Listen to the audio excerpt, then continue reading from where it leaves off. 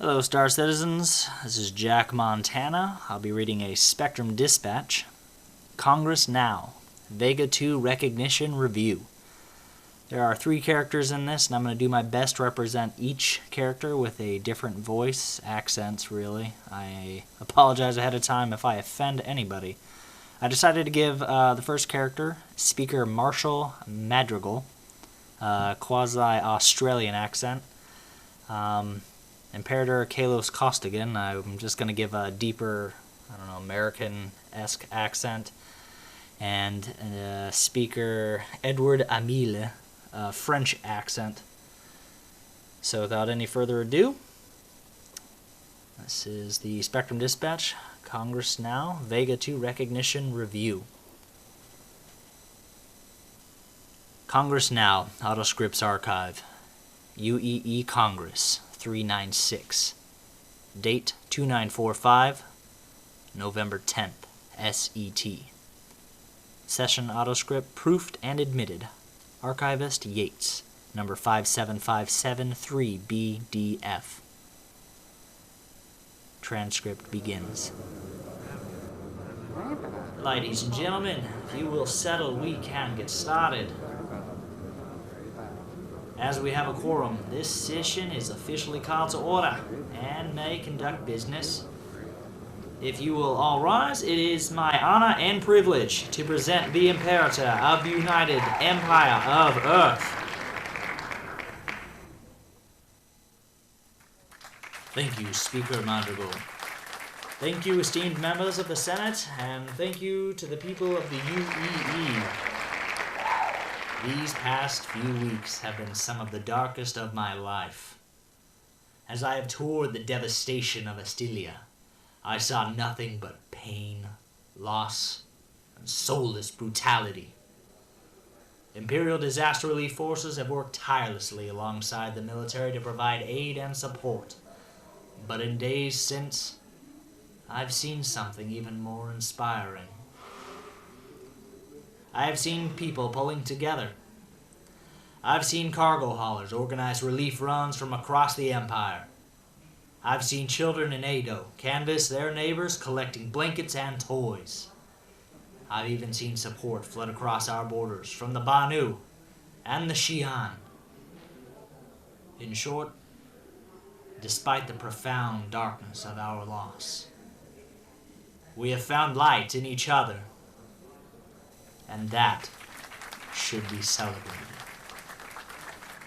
As the wounds from this tragedy begin to heal, I hope we don't forget that charitable spirit. Thank you. Speaker. Thank you, Imperator. We have the privilege of welcoming another esteemed guest to this session, a citizen and member of Vega 2's Representation Committee. Please step forward and state your name. Edward Amile, Speaker. Now, as many of you know, before the attack, Vega 2 was in the final stages of its review for recognition. Our envoys had only just returned and filed their reports when the system came under attack. I wanted to share those findings with you today. Vega 2 was found to be a shining light of industry and thought. Your planet showed a genuine and steadfast commitment to the betterment of humanity and the Empire, which is nothing short of inspiring. In short, the UEE would be proud to count Vega 2 as a contributing member to this Empire, regardless of whether the attack had happened or not. Thank you, Speaker. Imperator, does Vega 2 still wish to be recognized? We, more than ever. Under what name does Vega 2 wish to be recognized? Aramis, sir?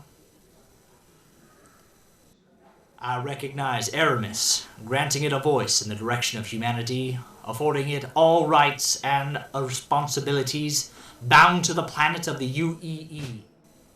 You are submitted as the pro tem representative. Should your planet be recognized, it is my honor, sir. Then step forward and take your vow. I, Edward Javier Mille, do solemnly vow that I will bear true faith and allegiance to the United Empire of Earth, that I will support and defend the Empire against all enemies, that I will not let injustice stand within the law and use reason and compassion to seek change to the law, that I will use this power granted to me to serve the best interest of all humanity, that I will well and faithfully discharge these duties, the office on which I am about to enter. Congratulations, people of Aramis, and congratulations, Senator Anu. Thank you, Imperator, Speaker, Senate. You have the floor to make your opening pronouncement, Senator. Thank you. First of all, I'd like to all the people of Aramis, it has a do a deal. It is your heart and spirit that inspires me to make things better. And we will rise from this. We will. Though it may not seem like it, if you are lost in your sorrow, you only need to step outside and look around. You will not see another Armesian. You will see family. We have all suffered, but in that, we are all in this together. To my new colleagues in the Senate, I thank you for this opportunity and look forward to working with each of you, every one of you. However, I find myself conflicted. On October 10th, Admiral Bishop made an impassioned speech in this very hall. He spoke for the dead, shattered of my world, and implored with the Empire to take action to prevent the same thing from happening again. Shortly thereafter, Imperator Costigan called for a declaration of war against the Vandul.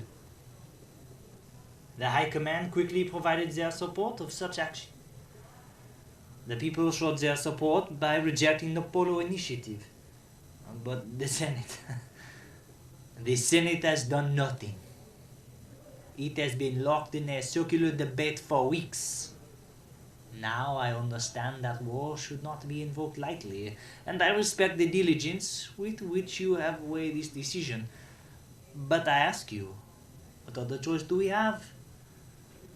To me, who saw the Vandul attack firsthand, who saw the ferocity and absolute lack of empathy for another sentient species, it seems that they are already at war with us. It is time we return this sentiment. So, as my first action as UEE Senator, I would like to file a motion to close discussion and call a vote on Imperator's declaration of war against the Vandul. Senator Mill, I'm not sure this is the time. With all due respect, Speaker, you have a quorum to conduct business?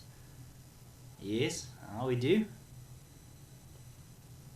Archivist, would you prepare a system? Ladies and gentlemen of the Senate, if you'll bring up your terminals, we will get started. Transcript break.